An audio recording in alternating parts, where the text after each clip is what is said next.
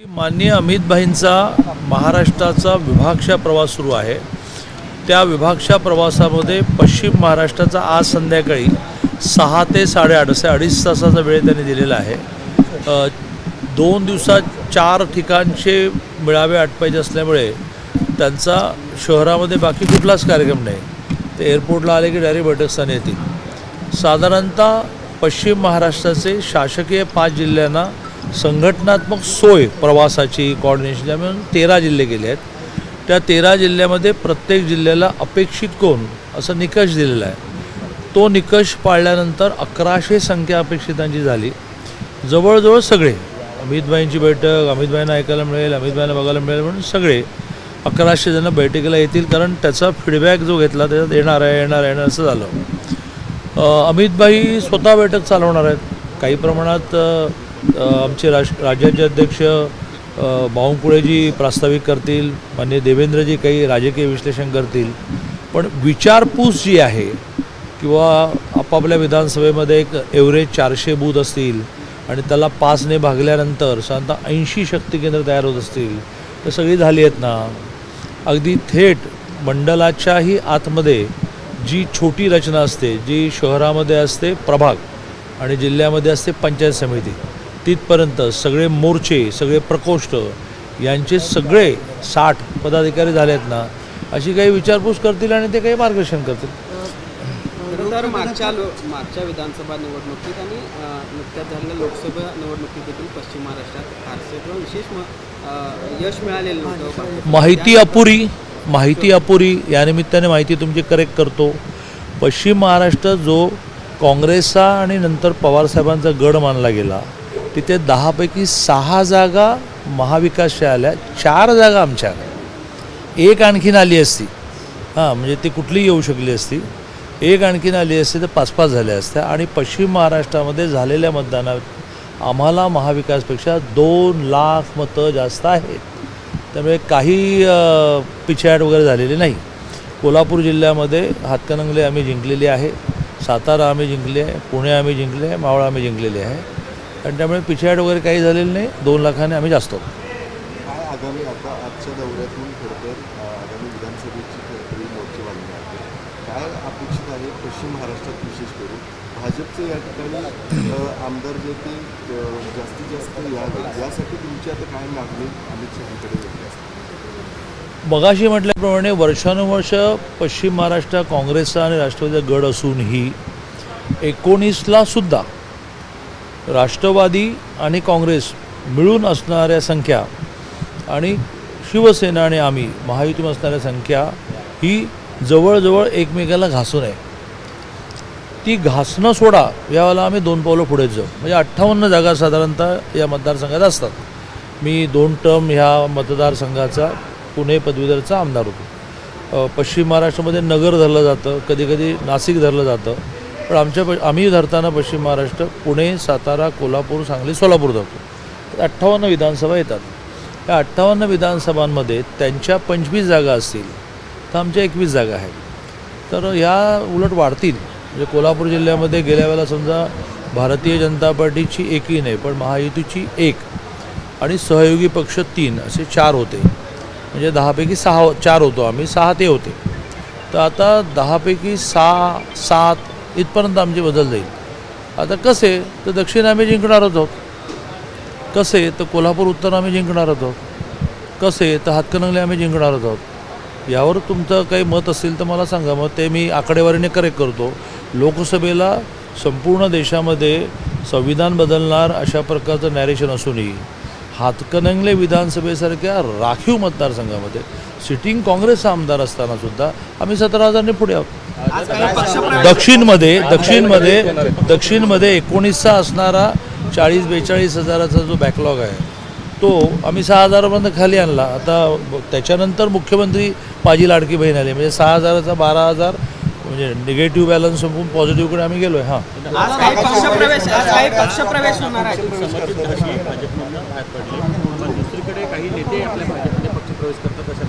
असं आहे की अमितभाईंच्या उपस्थितीत प्रवेश असल्यामुळे माननीय देवेंद्रजी त्यातलं एक हाती सगळं बोलणं करतायत।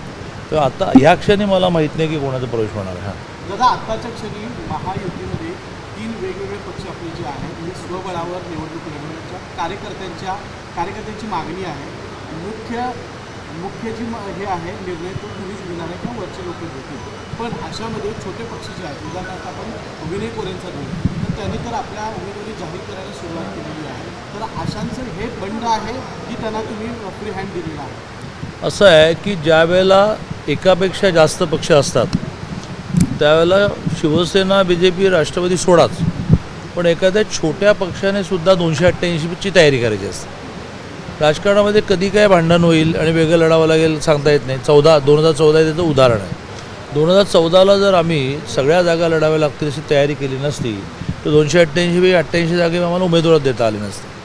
पण आम्ही सगळ्या जागी उमेदवार देऊ शकलो आणि 122 जागा जिंकू शकलो. याचं कारणच असं 123 जागा ते कारणच असं की आम्ही सदा सर्व काळ 100% 100% भाजप याचा प्रयत्न करत असतो. म्हणजे मग आम्हाला युती नको असते का? युती हवी असते पण युती आम्हाला आमच्या टर्म्सवर हवी असते. आणि आमचे टर्म्स म्हणजे काय तर दुसरा अन्याय करणार नाही. अरे बाबा वाजिब बोला यार, योग्य बोला यार. आणि मग वाजिब जे बोलत नाहीत त्यांच्याशी युती तुटते. आणि त्यामुळे पहिला मुद्दा असा की सगळ्यांनी सगळ्या मतदारसंघाची तयारी न करणं म्हणजे राजकीयदृष्ट्या मूर्खपणा आहे.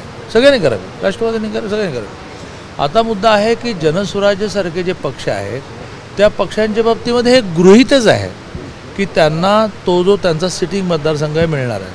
आता त्यांनी पण आपली ताकद वाढवण्याचा प्रयत्न करणं चुकीचं काय? मग आईसुद्धा रडल्याशिवाय देत नाहीत असं म्हणून मग 1-2-4 मतदारसंघामध्ये बोलून ठेवायचं. याचा अर्थ ते त्या वाढीव 2-4 जागा म्हणजे त्यांची जी सिटिंग आहे त्याच्यात कोणाचं दुमतच नसतं. पण वाढीवमध्ये त्यांनी म्हणायचं असतं, शक्य झालं तर द्यायचं पण असतं. आणि त्यामुळे त्यांनी वेगवेगळे मतदारसंघ घोषित केले याचा अर्थ ते त्यांना मिळाले, याचा अर्थ ते त्याच्यावर अडून बसतील असं विशेषतः विनय कोरेंच्या बाबतीत तर कधीच होणे शक्य नाही. दादा सुधीर मुनगंटीवार किंवा चंद्रशेखर बावनकुळे यांना एक भूखंड दिला गेलेले आहे जे भूखंड द्यायला वित्त विभाग आणि महसूल विभागानं विरोध केलेला होता.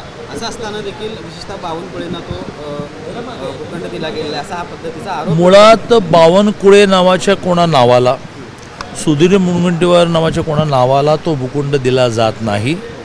ते देवस्थान हे त्या नेत्याशी जोडलं जातं म्हणून तुम्ही म्हणा की बावनकुळेंना दिला. पण बावनकुळेंच्या तिथे कोणाला दिला तर कोराडी देवीच्या म्हणजे ज्याला संपूर्ण विदर्भामध्ये नाही संपूर्ण देशामध्ये मोठं महत्त्व आहे. म्हणजे राष्ट्रपती महोदय आल्यानंतरही ज्यांनी इच्छा व्यक्त केली की कोराडी देवी दर्शन घ्यायचं अशा ठिकाणी एखादा दिला गेला तर तो मी 3 वर्ष महसूल मंत्री होतो. महसूलच्या नियमाप्रमाणे दिला जातो.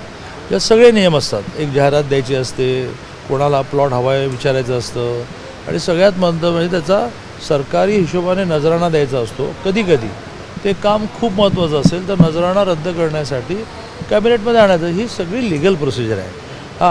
एक काळ स्वतःच्या शिक्षण संस्थांना, स्वतःच्या साखर कारखान्यांना, स्वतःच्या सूतगिरण्यांना किती प्लॉट दिले आहेत. मी महसूल मंत्री असताना ह्याला चाप लावला. माझ्या 3 वर्षाच्या महसूल मंत्रीच्या खात्यामध्ये 1 इंचही जमीन कोणाला दिली नाही. जी दिली गेली ती चांगल्या कामासाठी दिली गेली. ज्या चांगल्या कामासाठी दिली गेली त्याची प्रोसिजर फॉलो झाली. दादा सगळे पक्ष आता इलेक्शन मोडवर असताना जरांगे हाके हे आरक्षणासाठी लढा देतात. गोपीचंद पडळकर सुद्धा काल रस्त्यावरती उतरले होते.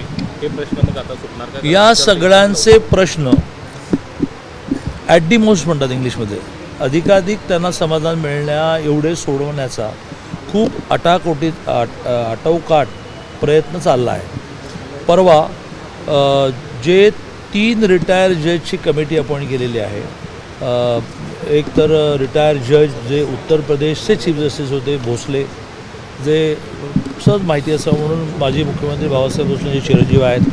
एक गायकवाड साहेब जे ज्यांच्या काळात पहिल्यांदा आरक्षण मिळालं असे मागास आयोगाचे अध्यक्ष रिटायर जज गायकवाड. आणि कुणबी दाखले देण्यासाठी सुकरता यावी यासाठी रिटायर जज शिंदेची कमिटी अपॉइंट केली. या 3 जणांची कमिटी जी आहेत त्यांना इंडिपेंडंट कामं आहेत पण तिघांनी मिळून ह्या सगळ्याचा अभ्यास करायचा. त्यांच्याबरोबर पहिली बैठक झाली किंवा अनेक बैठका झाल्या त्यातली सघन अधिक वेळाची बैठक झाली अगदी परवा मी आणि शंभूराज देसाईंच्या उपस्थितीमध्ये. त्या बैठकीमध्ये काही सोल्युशन्स आली आहेत. रिटायर्ड जज भोसले विदेशात होते त्यामुळे 30 तारखेला संध्याकाळी 5 वाजता हे तिघेही एकत्र असताना त्यात भोसले साहेब बहुधा आज उद्याकडे येतील, त्यामुळे ते आधी बसून आम्ही जो प्रस्ताव मांडलेला आहे त्या प्रस्तावावर खूप लिगल विचार करतील. संध्याकाळी 5ला त्यांच्याबरोबर बैठक आणि संध्याकाळी 7ला मंत्रिमंडळातल्या माननीय मुख्यमंत्री महोदयांच्या अध्यक्षतेखाली काही प्रमुख मंत्र्यांबरोबर बैठक होऊन जवळजवळ 30 तारखेला यातली सगळ्या समाजांना समाधान देणारी सोल्युशन्स इव्हॉल्व होतील. इव्हॉल्वला मला मराठी शब्द काय तर ठरतील, निर्णयापर्यंत येतील असा मला विश्वास आहे. राज्यामध्ये सध्या 2 दिवस बदलापूरवरून राजकारण तापलेलं आहे. यामध्ये आता सुई गेलेली आहे ती आपटेंकडे. तर हे आपटे नेमके कोण आहेत आणि मलाही माहिती जे संस्थाचालक होते हो. ते शाळेचे, तर ते त्या घटना घडल्यापासून गायब झालेले आहेत. नाही असं आहे की अशा प्रकारच्या घटना घडणं हे कोणाच्याही मनाला क्लेश देणार आहे आणि त्यावर ज्या ज्या तपास यंत्रणा असतात त्यांना काम करू द्यावं. तर आपटे कोण मला माहीत नाही, ते गायब आहे ते तुमच्याकडूनच कळलं. पोलीस सक्षम आहेत, पोलिसांच्या स्टेप्स असतात, शेवटी वॉन्टेड करायचं असतं ते करतील. आणि सध्या पोलिसांची यंत्रणा इतकी परफेक्ट आहे की अगदी मोबाईल बंद करून पातळात जरी बसला तरी ते शोधतात. आणि त्यामुळे सरकारी यंत्रणा, तपास यंत्रणा, आता एन्काउंटर झाला का स्वतःच्या बचावासाठी पोलिसांनी ते केलं, यासाठी एक CID इन्क्वायरी बहुतेक सुरू झाली आहे. एक निवृत्त न्यायाधीशाची कमिटी अपॉइंट झालेली आहे, त्याचे आईवडील कोर्टात गेलेले आहेत दाद बघायला. बघू. हाच प्रॉब्लेम झाला आहे विरोधकांचा की ते संविधान बदलणारे ते आमच्यावर आरोप करून ते संविधान मानतच नाहीत. ते कोर्ट मानत नाहीत, ते CID मानत नाहीत, ते CBI मानत नाहीत आणि काहीच मानत नाही. काही झालं की सुप्रीम कोर्ट असे सगळ्यांवर आरोप करतात. आम्ही संविधान मानतो, संविधानाचं रक्षण करतो, तर आम्हाला सगळ्या सिस्टीम मान्य आहेत. दादा एक शेवटचा प्रश्न, महायुती सरकारमध्ये अनेक असे प्रकल्प घोषणा केली, ते पूर्ण देखील काही केलेले आहेत. या सगळ्या पार्श्वभूमीवरती जवळपास 67,000 कोटी रुपयांची देणं कंत्राटदारांना आहे. या सगळ्या महायुती सरकार अडचणीत आले का? आणि तशा पद्धतीनं अनेक कंत्राटदार जे आहेत ते आता मंत्रालयाची फेऱ्या मारतात अशी माहिती समोर आली. सदा सर्व काळ हीच पद्धती असते की एखादं 500 कोटीचं काम ठरलं तर ते 3 वर्षात पूर्ण करायचं असतं आणि त्यामुळेच त्याच्यात प्रत्येक वर्षीच्या बजेटमध्ये ती तेवढी वन-थर्ड प्रोव्हिजन घेतली जाते. आणि त्यामुळे बिलं मिळत नाहीत अशी स्थिती महाराष्ट्राच्या कोणीही मुख्यमंत्री असलं, कोणाचं सरकार असलं. मी PWD मिनिस्टर होतो, माझ्याकडे दिवसाला 1000 लोक भेटायला आले तर त्याच्यात 700 जण कॉन्ट्रॅक्टर असायचे. आमचं बिल मिळायचं म्हणजे थांबा यांचं बिल का राहिलं आहे, मग काही प्रोव्हिजन केली जायची, मग बिलं दिली जायची. सगळ्यांची बिलं दिली गेली. चला आता माझ्याकडे पैसे आहेत, या या या या या अशी स्थिती राज्याची कधीच नसते.